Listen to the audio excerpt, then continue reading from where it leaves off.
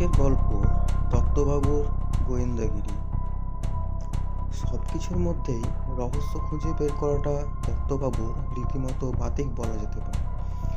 অবসরের পরে এটাই তার এখন প্রধান কাজ।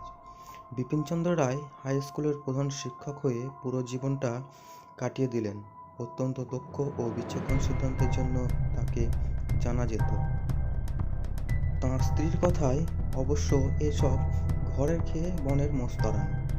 তা দত্তবাবু তাতে দমবার পাত্র নন।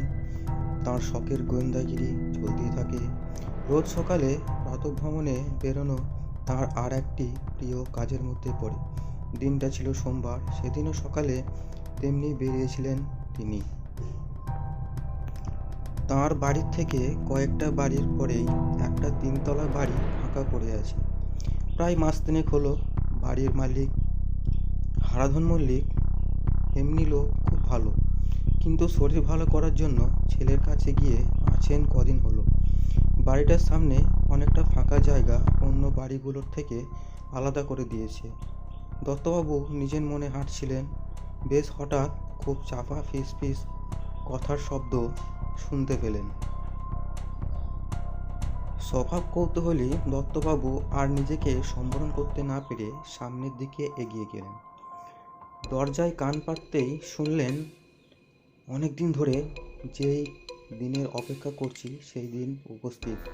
যা করার কালকের মধ্যেই করতে হবে। এরপরে আর কিছুক্ষণ শোনার পর দত্তবাবু যা বুঝলেন তাতে তাঁর মতন সাহসী লোকের বুক কেঁপে উঠল। অন্য কেউ হলে হয়তো তখনই ওখান থেকে পালিয়ে যেত। বিচক্ষণ দত্তবাবু অবশ্যই অন্য কিছু করলেন।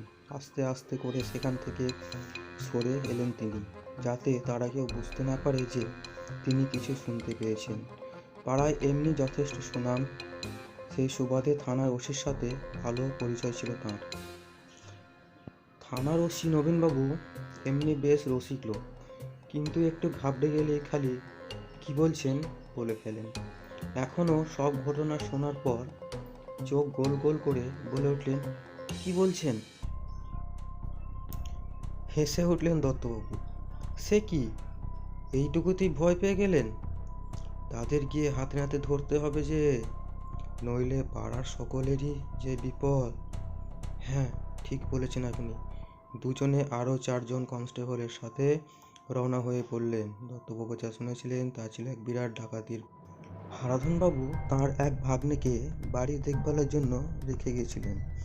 তার মধ্যেই দুষ্কৃতীরা এখন ঘাঁটি কাড়ে। ঠিক সময় গিয়ে উপস্থিত হন নবীনবাবু ও দলবল। ধরা পড়ে 4 জন সহ প্রচুর অস্ত্রশস্ত্র, আর নিজের বিচার বুদ্ধি ও বিবেচনার জন্য পাড়ার লোকের অনেক সম্মান ও ভালোবাসা পান দত্তবাবু। তাঁর স্ত্রীকেও স্বীকার করতে হয়, সারা পাড়ার মতো দত্তবাবু জিন্দাবাদ।